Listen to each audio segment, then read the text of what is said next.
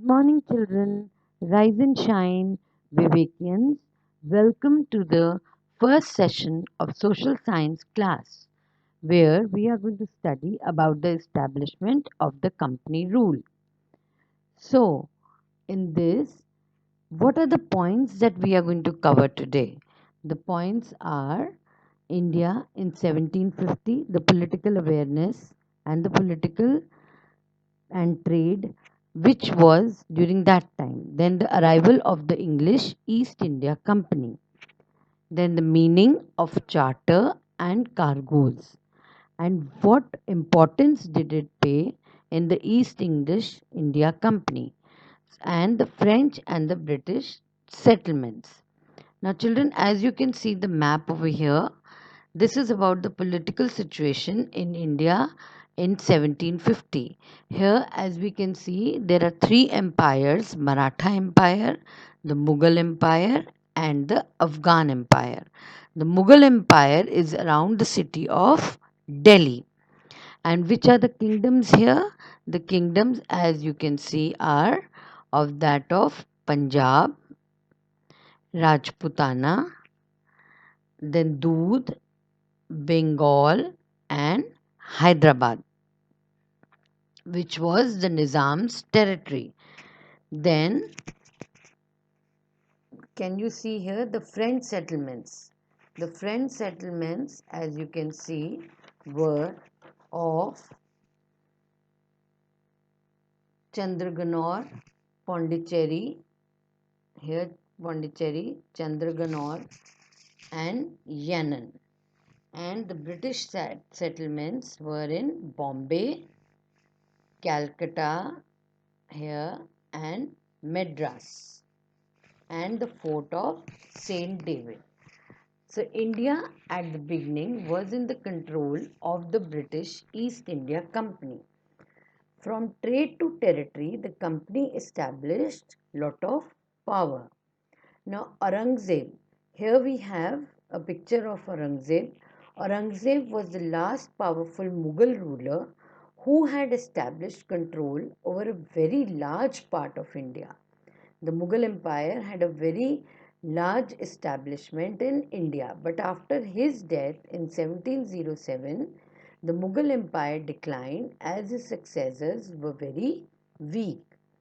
Thus, the territory under the Nizam was under the French influence, which we have seen in the map that the Nizam's territory was Hyderabad, which was under the French influence.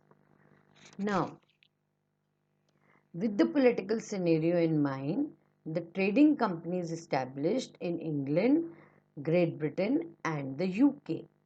Here you can see the map of UK and Great Britain. Here also the East India English Company had established for trading purpose. Now we move on to the arrival of the English East India Company. The Western European countries were in race to capture markets that had huge prospects for revenue generation, and India was one of them. Yes. Now what is revenue? Revenue means, as I told you last time also, the revenue was generated through the markets which was captured, and Indian market was very rich at that time. So the Indian market was captured, and through that the revenues were generated. Now the British cotton and silk produced in India had a big market in Europe. Then the English East India Company had to compete with other European companies such as French, Dutch, and Portuguese. Thus, because of the powerful naval force, British won over the European powers and became the champion of struggle of monopony of trade.